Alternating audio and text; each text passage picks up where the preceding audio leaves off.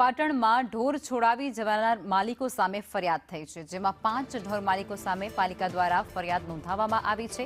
નગરપાલિકાએ પકડેલા ઢોર છોડાવી ગયા હતા લોકો, જેમાં કર્મચારીઓને જાનથી મારી નાખવાની ધમકી પણ આ ઢોર માલિકો દ્વારા આપવામાં આવી હતી।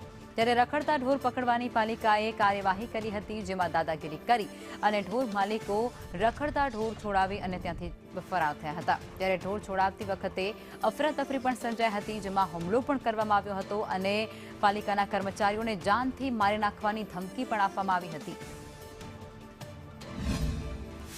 અમે રખડતા ઢોરો પકડવા ગયા હતા પારેવા સર્કરે।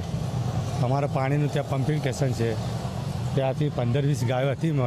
અમે પકડવા ગયા તો એ લોકો રબારી ભરવાડો આવીને મા બૂન અમે અમને ગાળો બોલી, અમને અમારા કારકુનને બધાને અમારા કર્મચારીઓને મા બૂન અમે ગાળો બોલી, મારવાની ધમકીઓ આપી અમને, અને ત્યાંથી ગાયો એ લોકો અમારા પાસે ભગાડીને લઈ ગયા।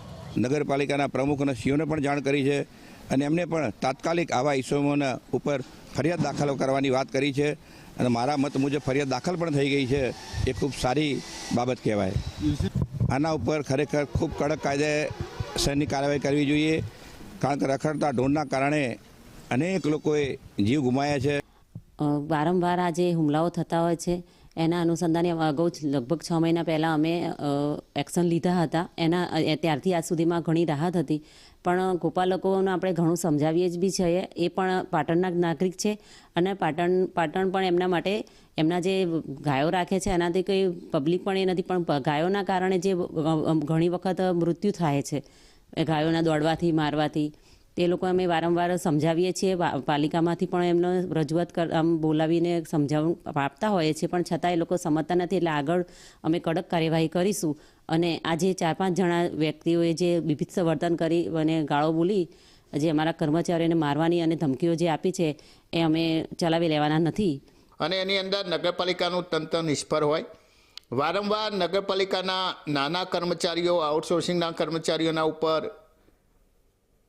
પશુપાલકો દ્વારા હુમલો કરવામાં આવે અને છતાં પણ કોઈ કાર્યવાહી કરવામાં ના આવે।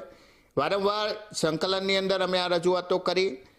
ધારાસભ્યનું બોર્ડ ઉતારવા માટે જો ગૃહમંત્રીની અત્યારે એસપીની સૂચનાથી ચીફ ઓફિસરની સાથે 10 ગાડીઓ એસઓજી, એલસીબી આ બધું આવી જતું હોય તો શું આ નાના કર્મચારીઓ પોતાની ફરજ બજાવે છે, પાટણની સુખાકારી માટે કામ કરે છે, પાટણની જનતા માટે કામ કરે છે, તો એમની સામે કેમ ડીએસપી અને ચીફ ઓફિસર કડક થઈને કાર્યવાહી